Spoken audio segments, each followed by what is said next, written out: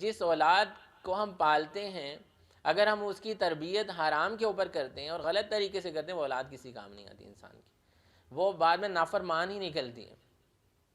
اولاد کی تربیت حلال پیسے پہ کریں، اچھے طریقے سے کریں تاکہ وہ اولاد انسان کے کام آئے۔ یہاں پہ یہ بتایا جا رہا ہے ما اغنی عنہ مالہ وما کسب، نہ اس کا مال اس کے کام آیا، نہ اس کا مال اور نہ جو کچھ اس نے کمایا اس کے کچھ کام نہ آیا۔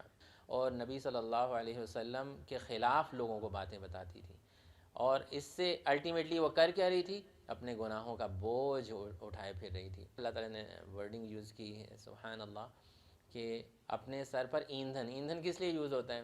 جلانے کے لیے کسی کو، تو اپنے سر پر ایندھن اٹھائے پھرتی، اسی لیے اللہ سبحانہ و تعالیٰ نے اس کا نام لے کے محمد صلی اللہ علیہ وسلم کے دشمنوں میں سے صرف اس کا نام لے کے خصوصی طور پہ قرآن میں اللہ سبحانہ و تعالیٰ نے بتایا کہ یہ ایک بدبخت انسان تھا اور اس کی بیوی بھی۔ نبی صلی اللہ علیہ وسلم کا ذکر اللہ سبحانہ و تعالیٰ نے بلند کیا ہے۔ آج جو بھی محمد کا لفظ سنتا ہے وہ کہتا ہے صلی اللہ علیہ وسلم، اے اللہ ان پہ رحمتیں اور برکتیں نازل فرما۔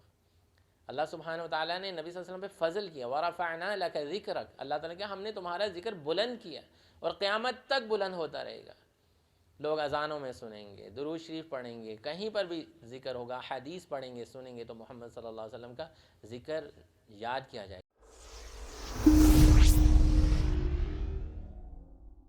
اعوذ باللہ من الشیطان الرجیم، بسم اللہ الرحمن الرحیم۔ تبت یدا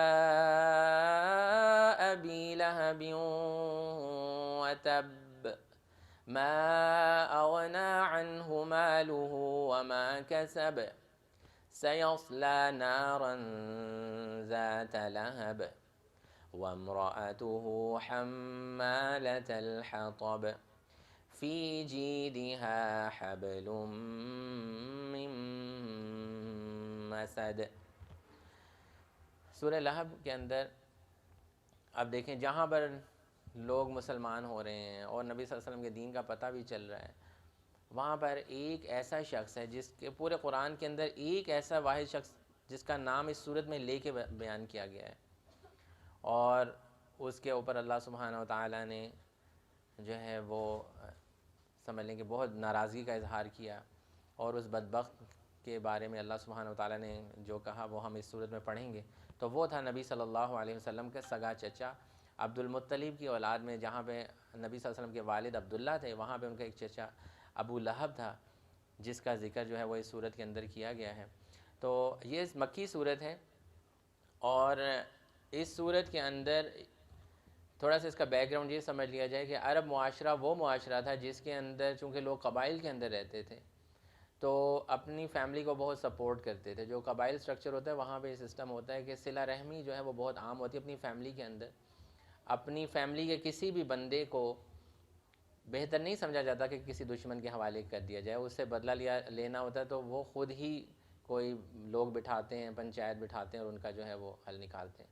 تو یہ وہ معاشرہ تھا کہ جہاں پر جب نبی صلی اللہ علیہ وسلم نے تبلیغ شروع کی تو یہ واحد بدبخت شخص تھا کہ جو باہر کے لوگوں کو بھی یہ بتایا کرتا تھا کہ تم نے نبی صلی اللہ علیہ وسلم کی اس کی بات نہیں سننی، یہ جو میرا بھتیجا ہے اس کا نعوذ باللہ دماغ خراب ہو گیا ہے، یہ بہکی بہکی باتیں کر رہے ہیں۔ تو جب نبی صلی اللہ علیہ وسلم بازار میں یا کہیں پہ بھی جا کے اللہ کا نام بلند کرتے تھے، کسی کو بات بتا رہے ہوتے تھے، تو یہ وہ واحد شخص تھا جو لوگوں کو کہتا تھا کہ یہ جھوٹ بول رہا ہے، اس کی بات نہ سننا، یہ ایسے ہے، یہ مجنون ہے، یہ پاگل ہے۔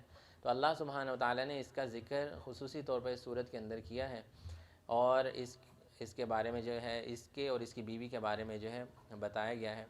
جب نبی صلی اللہ علیہ وسلم کو یہ حکم دیا گیا تھا وَأَنذِرْ عَشِيرَتَكَ الْأَقْرَبِينَ کہ آپ اپنے گھر والوں کو اور اپنے رشتہ داروں کو بھی ڈرائیں، جو شرک کر رہے ہیں، جو غلط کام کر رہے ہیں، ان کو ایک اللہ سبحانہ و تعالیٰ کی دعوت دیں، تبلیغ کریں۔ اور نبی صلی اللہ علیہ وسلم کوہ صفا پر چڑھے تھے، صفا کا پہاڑ دیکھا ہوگا آپ نے، سنا بھی ہوگا۔ جب نبی صلی اللہ علیہ وسلم نے اس کے اوپر چڑھ کر بہت سارے لوگوں کو جمع کیا اور ایک آواز لگائی یا صباحا یا صباحا، یہ ایک ایسی آواز تھی یہ تب لگائی جاتی تھی کہ جب کوئی دشمن حملہ کر دیتا تھا یا بہت کوئی ضروری بات کہنی ہوتی تھی۔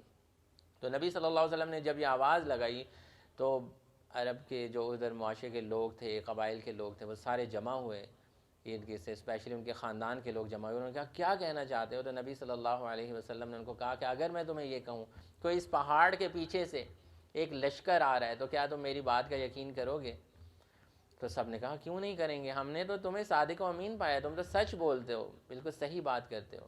تو تب نبی صلی اللہ علیہ وسلم نے ایک خطبہ ہی سمجھ لیں کہ وہ ارشاد فرمایا کہ تمہارے عزت اور تمہارا مال ایک دوسرے پہ جو ہے وہ حرام ہے، اور تم اللہ اکیلے واحد کی جو ہے وہ پرستش کرو، اور اپنی نبوت کا بھی اظہار کیا اس کوہ صفا کے اوپر چڑھ کے. تو یہ وہ بدبخت شخص تھا جس نے نبی صلی اللہ علیہ وسلم کو کہا کہ تبّ لک، کہ تمہارے جیسے ہم کہہ سکتے ہیں کسی کو کہ بربادی ہو تمہارے لیے، یا تمہیں ہمیں اس مقصد کے لیے ادھر جمع کیا، او محمد تم نے ہمیں اس مقصد کے لیے ادھر جمع کیا، یہ بات کہنی تھی.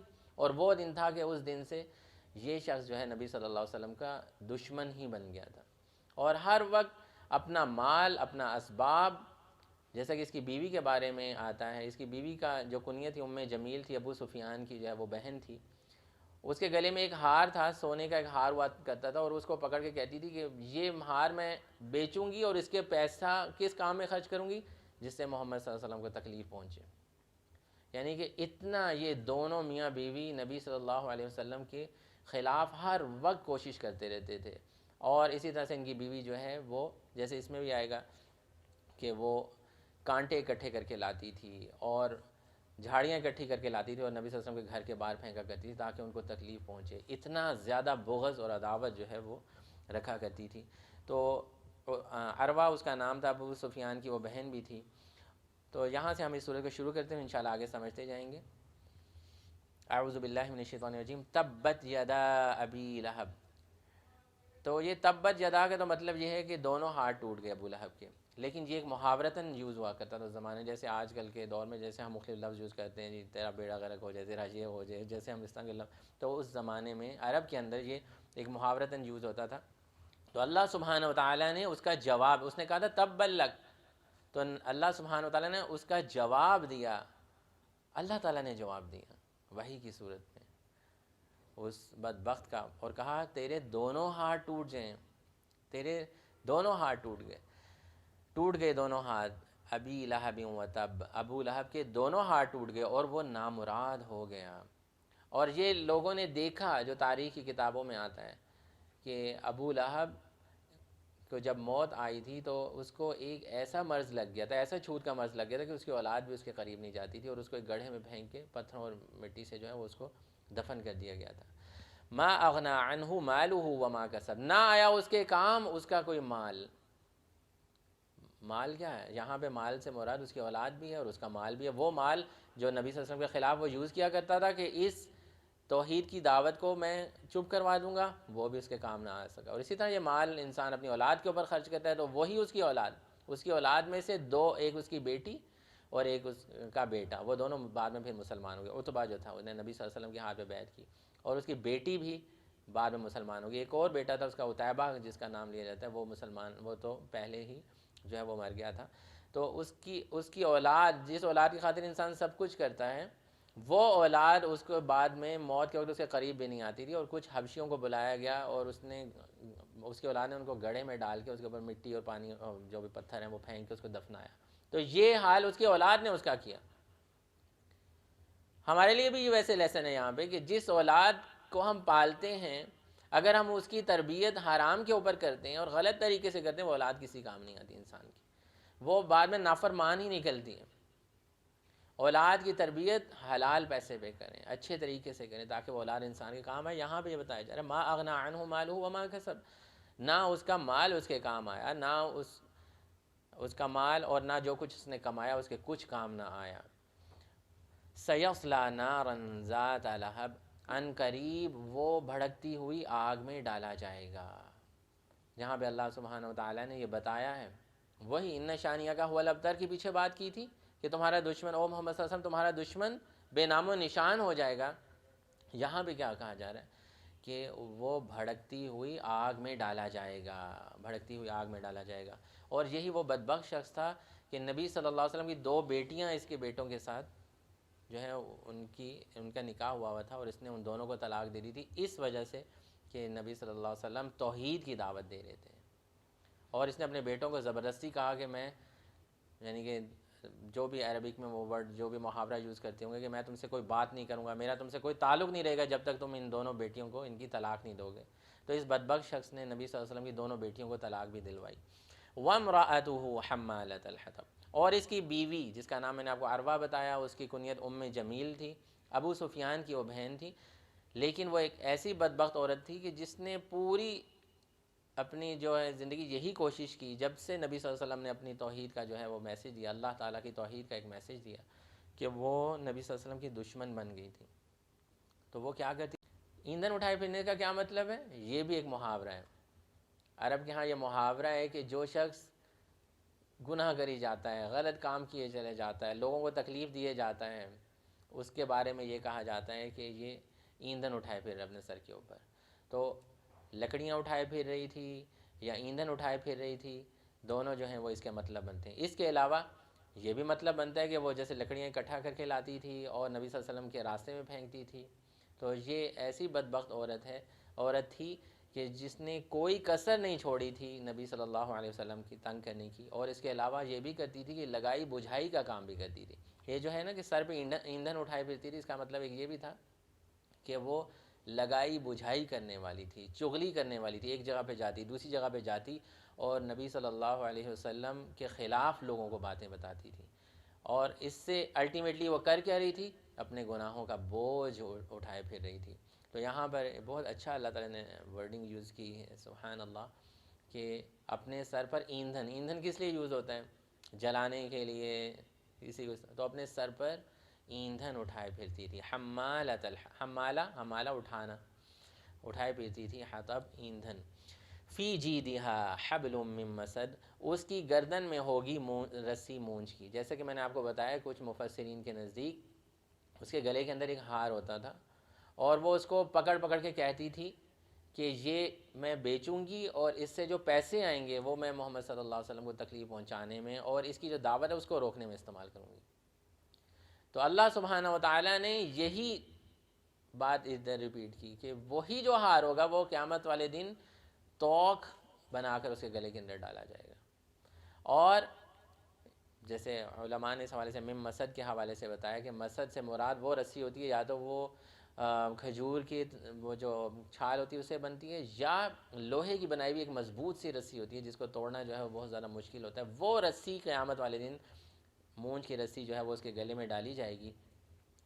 فی جیدہا حبل من مسد، اس کی گردن میں ہوگی رسی مونج کی. تو یہاں پہ اللہ سبحانہ وتعالیٰ نے اس بدبخت کا ذکر کیا جس نے نبی صلی اللہ علیہ وسلم کو ہر طرح کی تکلیف پہنچائی. اس کے علاوہ اس نے یہ بھی کیا ابو لہب نے کہ جب نبی صلی اللہ علیہ وسلم کو نبوت کے 7ویں سال شیب ابی طالب میں محصور کر دیا گیا، اور وہاں پہ کھانے کو پینے کو کچھ نہیں مسلمانوں کو مل رہا تھا. تو یہی وہ بدبخت شخص تھا کہ کوئی بھی اگر ان کی مدد کرنے کے لیے کوئی کھانا لے کے کوئی چیز لے کے آتا تھا ان کو بیچنے کے لیے، تو انہیں کہتا تھا کہ میرے سے پیسے لے لو لیکن مال وہاں پہ نہ لے کے جانا، تاکہ یہ ادھر ہی مر جائیں سارے مسلمان، جو ادھر آج جو آواز ہے یہ ادھر ہی دب جائے. کتنا بدبخت انسان ہے. اسی لیے اللہ سبحانہ وتعالیٰ نے اس کا نام لے کے محمد صلی اللہ علیہ وسلم کے دشمنوں میں سے صرف اس کا نام لے کے خصوصی طور پہ قرآن میں اللہ سبحانہ وتعالیٰ نے بتایا کہ یہ ایک بدبخت انسان تھا اور اس کی بیوی بھی. اور ادھر کیوں بتایا جا رہا ہے کہ قریش کے وہ تمام لیڈر جن سے نبی صلی اللہ علیہ وسلم نے برات اختیار کی تھی، ان کی آگے یعنی کہ آنے والے لوگوں میں سے اس کا نام لے کے بتایا جا رہا ہے کہ جو بھی اللہ سبحانہ وتعالیٰ کی توحید کے خلاف ہوگا، اللہ سبحانہ وتعالیٰ کا نام بلند ہونے کے اگینسٹ جائے گا، اللہ سبحانہ وتعالیٰ اس طرح سے اس کو عبرت کا نشان بنا دیں گے. کہ آج دیکھیں گے نبی صلی اللہ علیہ وسلم کا ذکر اللہ سبحانہ وتعالیٰ نے بلند کیا ہے. آج جو بھی محمد کا لفظ سنتا ہے وہ کہتے ہیں صلی اللہ علیہ وسلم، اے اللہ ان پہ رحمتیں اور برکتیں نازل فرما. اللہ سبحانہ وتعالیٰ نے نبی صلی اللہ علیہ وسلم پہ فضل کیا. وَرَفَعْنَا لَكَ ذِكْرَكَ، اللہ تعالیٰ نے کہا ہم نے تمہارا ذکر بلند کیا اور قیامت تک بلند ہوتا رہے گا.